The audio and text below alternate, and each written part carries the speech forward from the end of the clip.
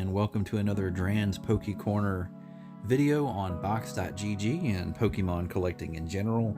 Today I want to take some time to share some tips and thoughts that I've collected over putting about $5,000 into box.gg, going through multiple withdrawals, getting my cards, and just some best practices I've collected throughout my experience with Boxed.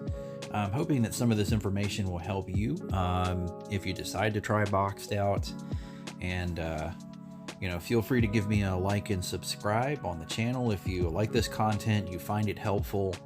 I've really enjoyed doing this, and as a Pokemon collector, really I want to see people have the best outcome possible with Boxed, or really whatever you're opening. So as what's going to follow is I'll just run through a few tips and some helpful hints and things that hopefully will help you get the best cards you can out of Boxed. I recommend people use the exchange system. And how the exchange system works is if you have a card in a box, if there's a card in a box or in your inventory, so like this Gengar box, for example, if a card is unavailable, so you can see here the Gengar Mimikyu GX is unavailable. Also this other Gengar, this little out of stock symbol here shows up, a little red symbol. That tells you that card can't be withdrawn, which in the case of the exchange system is not a bad thing. And I'm going to show you why that's not a bad thing. So if I go to my inventory, I've actually opened some of these before, and I have this Gengar right here, the one that was unavailable. So if I go to withdraw this, it's going to give me a warning that says this card is currently unavailable for withdrawal. Well, darn, what do I do now? I could keep the card in my inventory, or I can click this Go to Exchange button, and I have a bunch of other stuff in my inventory. Let's say in this exchange window, you have two different sides. You have your inventory, and then you have cards available on Boxed. So when you have a unavailable card in your inventory, you can basically trade it for something else. But the real secret sauce is if you have other cards you don't want, like I have this Gengar EX already. I don't need 3 of those. Definitely don't need the Primarina or this Gengar. I can add those all to my offer on the left here and within my inventory. So that gives me 8,864 gems to work with. If I go to the box side here, I can now search for other cards that I'm interested in, and it's pretty much anything on box.gg's website. And I can see here, we just kind of scroll down. I put in alt because I like alt arts. There's a bunch of alt arts in here, and I can see most of these I can't get based off of what my offer is, But if I keep scrolling down, I can find something that I like in here. I already have the Mew VMAX, I don't need that. Got the Leafeon, got the Sylveon. Let's find something I don't have in my collection. So I definitely don't have this Zero Aura V alt art, so I can add that. You can see on the you get side, I'm now getting 4,970 gems worth of cards. But I have some left over, so I can find another card in here that I don't have. I wonder if I do... No, that's too much. I don't have this Empoleon. I don't have the Mew. Actually, I really do want this Mew, so I'll add the Mew. So now I'm trading 8 cards out of my inventory for 2 cards that I really want. So to use this, you just hit exchange, and you can see what I'm getting here. I'm getting a Zero Aura V and a Mew V alt art for my cards here, a bunch of duplicate Gengars and some cards I don't care about, and I'll get 216 gems back. And click exchange. I think I've got to click it again. Exchange successful. So you'll see I now have the Mew and the Zero Aura in my inventory. pretty sweet. Use this rather than selling your cards and re-rolling to try to win better cards. I tend to do this a lot more. If you don't have an unavailable card in your inventory, like I said, you can find a cheap box that has some kind of unavailable card. Like you can just go in here and look at them. And usually, one recently, this psychic box has had some unavailable cards in it. Yeah, so you see there's a couple in here, like the Jirachi, the Cleffa. Not as much in this one, but maybe check the evolutions because certain cards in that have gone out of stock recently. Okay, yeah, so this is actually a really good one to get an unavailable card from at this very moment. This changes all the time, so you kind of have to look.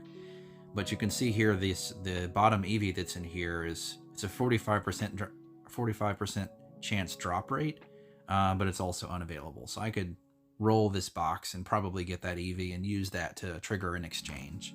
So this is a question I've gotten a lot from subscribers, people on the box Discord.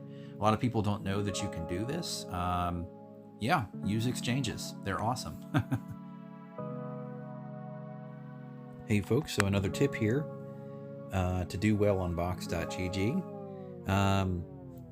One thing I recommend is try to avoid selling cards that you've won, and what I mean by selling them is selling them back to Boxed for gems and then buying more boxes. Because basically the way the boxes are set up is essentially they're set up in a way that just like opening a pack or going and playing on a slot machine, it's a gamble, and it's set up in a way where it's always going to be in Box's favor over the long run. So I've talked about in prior videos expected value and what that calculation means.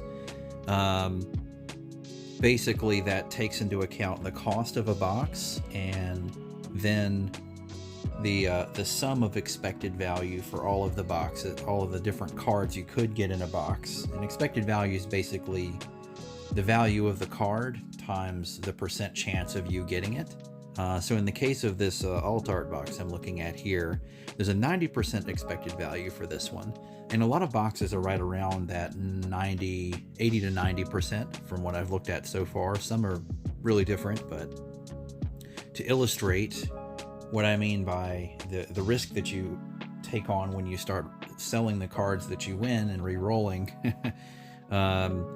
So let's say, for example, I put $200 of gems onto my account, and I opened a bunch of boxes, used all of them, and I won $180 of value. So I could keep those cards, I could withdraw them, or I could sell all those cards back to Box for gems and re-roll again. Now, taking into account this 90% expected value calculation, what that means is that $200 on average, I am going to get roughly that $180 back. It could be more, it could be less, depending on how good my rolls are. But over a large enough number of boxes opened, it'll be right around that 90% with a really large sample. Your mileage can vary on that, but if we assume that that holds true, and I sell all my cards off, get $180 of gems back, and I re-roll, basically open a bunch more boxes, I can expect to see roughly this number here, 162. So now I've turned my $200 into $162 worth of cards. And let's say I'm frustrated with that, and if I have a really, really long run of bad luck and I'm just getting roughly average, I don't pull anything particularly good, for re-roll number 2, that would put me at roughly $146. So that's just something to remember when opening boxes, and I try to tell myself and discipline myself not to sell things and re-roll, because the boxes are set up in the house's favor. It's just like opening a pack. Every pack can't have the top pull, can't have an alt art in it. And every time you go to a casino and play on a slot machine, your chance of getting your money back out of that slot machine is substantially lower. So every time you keep playing, you keep re-rolling, you have a higher chance of losing more money than you do of like winning enough money back to make up for what you would have lost in the first place. I hope this example makes sense, and I hope it helps in some way. Another tip for doing well on box.gg is understanding the risk related to each of the different boxes. What I mean by that is looking at the pull rates for the different boxes they have available. So this is pretty easy to do. You can actually go into a box, and I'll just pick a random one here I haven't covered a lot. So this Gengar box, you'll notice when you look at the box, you see the price up here, 13.96 gems, about $14 roughly in US dollars. But then below that, you have the drop rates for the different cards that are available in that box. So you can see the high tier pulls here, all of which are higher than that roughly 1,400 gem cost price point. So think about that when you look at which box you want to open. This is a small one, so it's pretty easy to figure this out. Calculation you can do is figure out roughly what percentage from the pull rates you're given here. What's your chance of pulling something that is worth more than what you put into it in gems? So looking at Gengar here, you can see the bottom three cards here, these Gengar V Max, Gengar, and Gengar V. They're all valued less than what the box costs. And you can see the percentages here. So 35%, 15%, and 5%. So if we add those together, that gives us a total of 55%.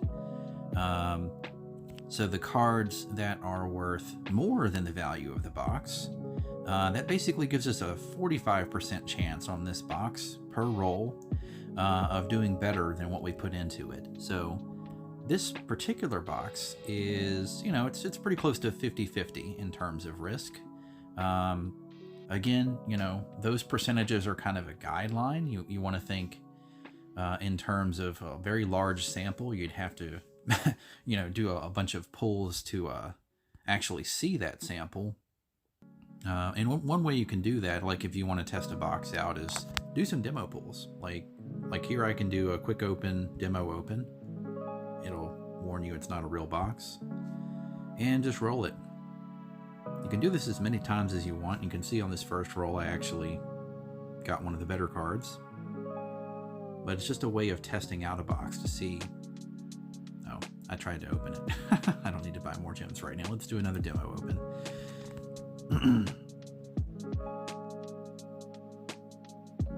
That's how the demo pool feature works. So use demo pools to figure out roughly, get an idea of what your pulls could potentially look like, and just understand that it is a mystery box, and that your pulls could either be very good or very bad or average. It just depends on, it's all luck of the draw, kind of like opening a pack.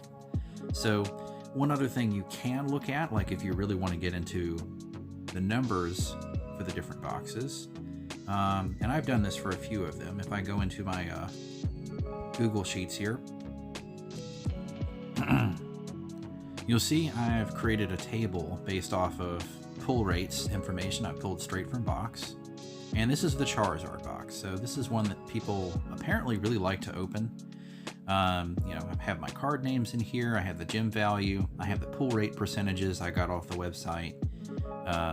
Then I'm also calculating what's called expected value here. So that expected value is expressed as the value of something you could get times the percentage of you getting that thing. So in this case, gem value times pull rate. So that gives us an expected value of 4.42. It's a very helpful number to understand because what that helps us calculate is if we also look at the pull rate and we know how much the box costs. So this box cost 51 gems at the time that I created this table. May have changed a little bit. We can then calculate a percentage for each different outcome in the box, each different card you could pull. So basically what this formula does is, so if the card value is higher than the cost of the box, then we show the pull percentage. If the card value is lower than the cost of the box, we put a 0 in there. So what that allows us to do is, like, if we sum this column here, you'll see the sum down here. That gives us basically that calculation we did manually in our head on the Gengar box. So there's only a 1.10% chance of actually, you opening a random Charizard box and doing better than what you put into it. So that's like a 98.9% chance of losing money on your rolls. So not great. But like if we consider the expected value numbers, gem box cost is 51, but the sum of those expected values is 44.68 gems. And that gives us roughly a 87% return on investment, or expected value sum on the box. And of course, for you to see those kind of numbers, you have to open just a bunch of these boxes, tons of them. And I don't recommend you take any of this as advice or guidance. It's just one way I like to look at boxes and understand, figure out what I want to open. So let's again compare this to one more box, because this one here is obviously a very high risk one. Like if I just open 5 of these Charizard box up randomly, I'm more than likely I'm going to lose all of my gems. Because you'll see the card that you get when you lose in this one is Fire Energy, so it's only worth 2 gems. So this is a high risk, high reward box. Hitting one of these Charizards gives you a very high, you get a lot out of it. So let's look at one that's a little more reasonable, and it's another of my favorite boxes. So we have the same numbers here. This is the alternate art premium box. We've got our gem values, we've got our pull rates, our expected values, and this is a much bigger table. So you can see down here, the box cost for this one when I created this table was 4,346 gems, so roughly $43. It's a rather expensive box. And the sum of our expected values is $39. So I expect that our expected value as percent or potential return on investment is roughly 90%. Basically meaning that with a large enough sample for the money I put into this, I'm probably going to see roughly 90% of that money back in cards that I pull.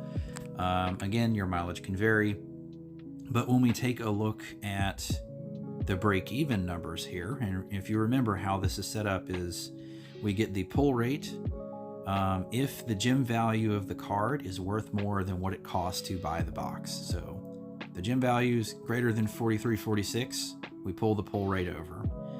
And that gives you, when you sum all of these up for all of the different cards in here, a lot of really awesome alt arts, gives us roughly a 35% chance of pulling something better than what we put into it. So comparing this to the Charizard box, yeah, it cost a lot more, but I like this box because I have a better chance of actually pulling something good. So again, this type of analysis can be helpful for you to consider, and you don't necessarily have to do a whole Google Sheet spreadsheet like I did. You can just kind of eyeball different boxes and use this as a way to figure out like what boxes I want to open. I hope this helps. Well, folks, that's going to be all for today. I hope some of these tips that I've shared are helpful to you and help you in some way to get the most out of your money that you put into Boxed. If you'd like to give Box.gg a try, feel free to use my affiliate code, DRAN Cards, that's DRAN Cards, on Boxed when you buy gems. Gives you 5% bonus gems. And as I always recommend, open any mystery box, pack, whatever. Do so responsibly. Just set a budget for yourself. I've done the same thing for myself because I have some addictive tendencies when it comes to anything opening up packs or buying lottery tickets. I set a budget for myself. Just keep in mind it's a mystery product. And happy collecting, everybody. Have a good day. Please like and subscribe for more Box.gg and Pokemon content. Leave a comment. Thanks, everybody.